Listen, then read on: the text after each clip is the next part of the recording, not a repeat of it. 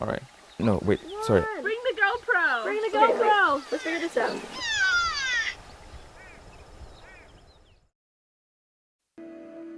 I think that it is very, very important to continue encouraging our governments and ourselves that the environment is every day. It's the air we breathe, it's the water we drink, it's the food we eat, and we can't live without these things.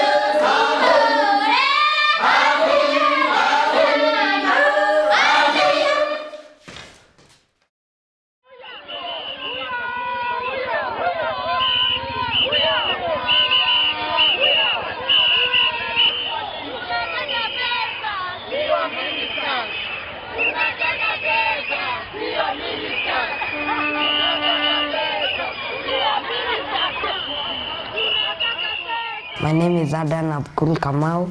I go to school in Impala in Laikipia County, and I am a member of Conservation Club.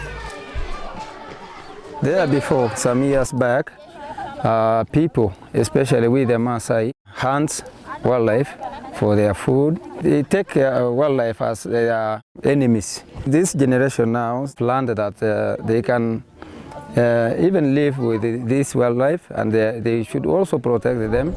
I have two boys who are in a Northern Kenya Conservation Club. The conservation clubs are running in 10 schools after school. The goal is to raise students' awareness about the natural world around them and the need to conserve it. We have two Princeton interns who come out with me in the summer and go around to the clubs with me and help teach. We introduce experiential learning to the curriculum, and so we're also adding in the environmental education component, so it's kind of like a mixture of trying to get students to go outside when they're learning and have hands-on experiences while learning about conserving the environment around them. We teach the children as well as the teachers about experiential learning.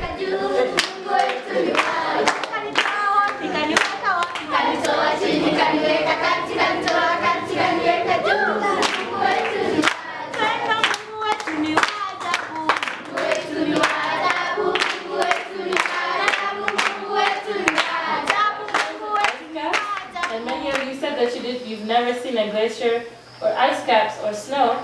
So today we're going to go outside and we're going to see what happens with ice.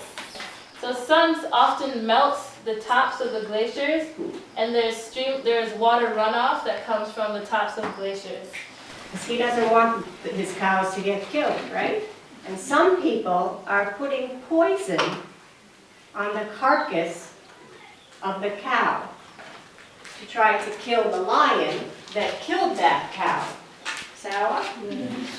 But they don't understand that what is happening, that poison not only kills the one lion, the hyenas eat it, the jackals eat it, and the vultures eat it.